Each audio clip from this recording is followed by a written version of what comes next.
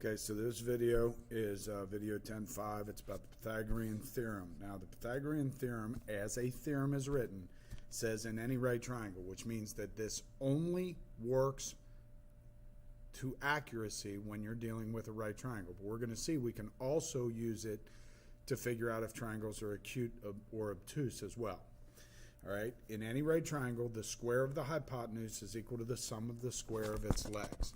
Now, a lot of you guys probably learned this like this. You learned it as a squared plus b squared equals c squared. My recommendation is you don't want to do it that way. And the reason being is you're going to see here at the beginning part of the notes, okay? All right, so if I'm dealing with this thing called the Pythagorean Theorem, and I know I'm dealing with a right triangle, I know that the side directly across from the right angle is known as the hypotenuse. The hypotenuse, or the longest side, is always referred to as C. I know that the legs themselves, it doesn't really matter. One of them's A and one of them's B. All right, and they could be switched. It doesn't matter. But C always has to be the hypotenuse or the longest side. Now, if I read the theorem, it says the square of the hypotenuse, that tells me C squared, is equal to, that's where I get the equal sign, the sum, tells me I'm going to have to add, the squares of its legs. So A squared plus B squared. This is the most effective and efficient way to know and understand the Pythagorean Theorem. C squared is equal to A squared plus B squared. The reason for that is because in triangles, we have three different ways that we can organize triangles by their angle measurements. The first one we just talked about is called a right triangle. And I'm going to use my abbreviation of triangle there. So a right triangle. If a triangle is a right triangle, then the Pythagorean theorem has to be satisfied. In other words, C squared has to equal A squared plus B squared. In geometry, you're going to learn that that is referred to as the converse of the Pythagorean theorem. All right? The second triangle here, I notice that all three of the angles are less than 90 degrees, so this is what is called an acute triangle. If a triangle is acute, it will also hold up to a variation of the Pythagorean theorem. All right? And its variation will be C squared is going to be less than A squared plus B squared. All right, so the larger side squared is less than the sum of the other two sides squared. The third triangle here, if you notice this angle down in the left corner is bigger than 90, this is referred to as an obtuse triangle. And I know by looking at its side measurements that an obtuse triangle is going to, again, a variation of the Pythagorean theorem says that C squared will be greater than A squared plus B squared. Okay? So the reason why we want to learn the Pythagorean theorem in this manner as opposed to A squared plus B squared equals C squared is so that we can apply it to acute and obtuse triangles as well without knowing any angle measurements and only knowing the measurements of sides. All right, so the first two examples here, I want to use the Pythagorean theorem, and I can do that because these are right triangles. I want to use the Pythagorean theorem to find a missing side measurement. So I am missing x in this first one. Immediately, because it's a right triangle, I am thinking C squared equals A squared plus B squared. C squared equals A squared plus B squared. I know that in this particular figure, this x is representing my c. So I'm going to complete the Pythagorean theorem by saying c, or x squared, is equal to 5 squared plus 6 squared. This tells me that x squared, let me change flavor here, x squared is equal to 25 plus 36, or x squared is equal to 61. This indicates now, by using square roots, I know that x is equal to the square root of 61.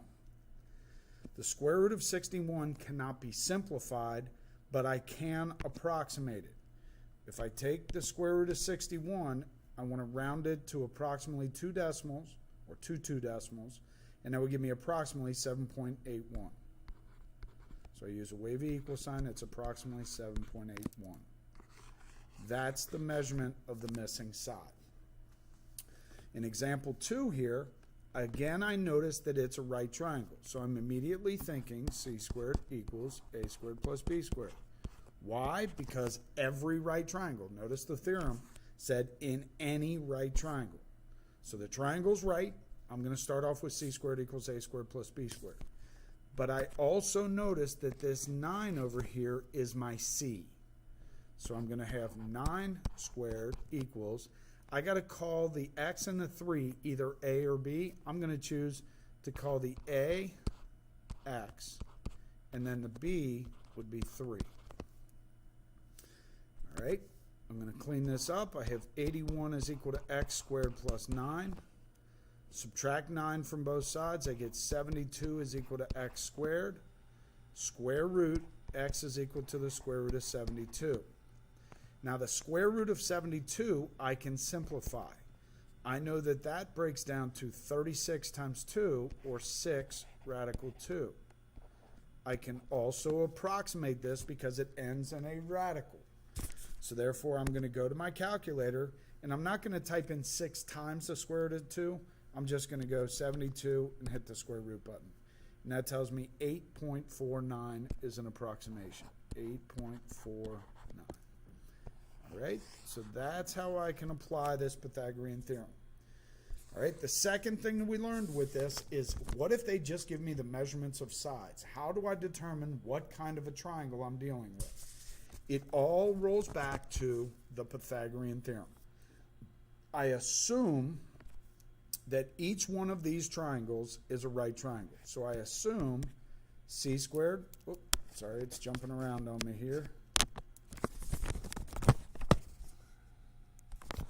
I assume that c squared is equal to a squared plus b squared.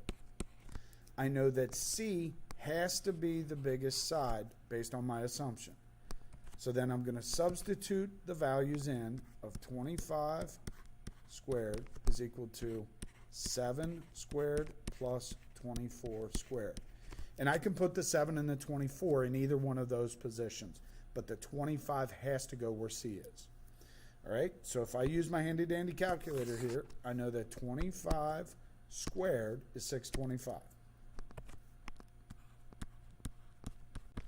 I know that 7 squared is 49, and I know that 24 squared, I'm going to use my calculator again, is 576. In order for this to be a right triangle, the left side has to equal the right. Well, I already know the left side is 625. If I add 576 plus 49, I find that the other side is also 625. So the Pythagorean theorem held true. That means that this triangle has to be a right triangle. If the Pythagorean theorem holds true, then the triangle is a right triangle. And the measurements 7, 24, and 25 are known as a Pythagorean triple. All right, so let's take a look at number 2 here. I assume it's right. C squared equals a squared plus b squared.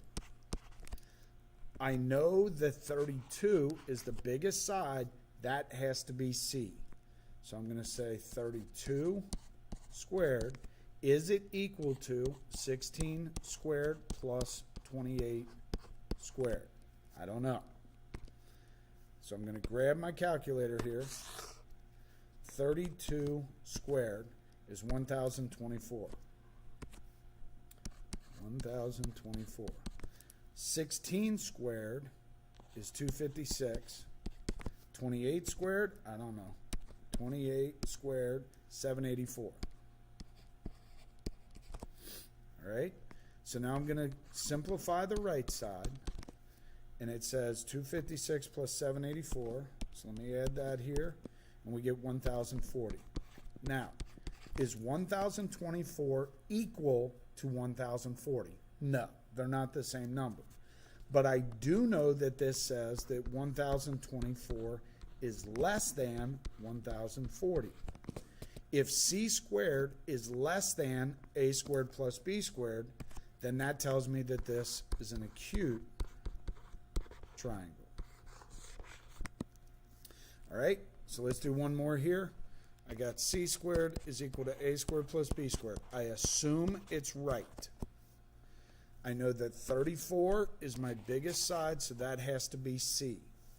So I'm going to substitute in 34 squared is equal to 15 squared plus 30 squared. All right, go over here. 34 squared. That's 1,156.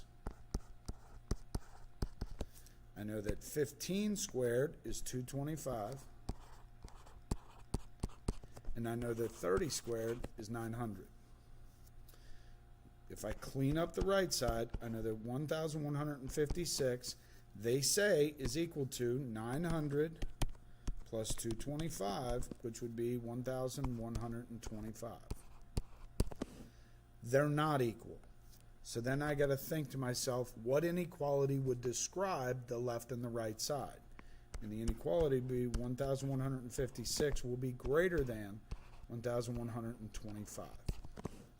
If it's a greater than, if c squared is greater than a squared plus b squared, then the triangle that we are referring to is an obtuse triangle.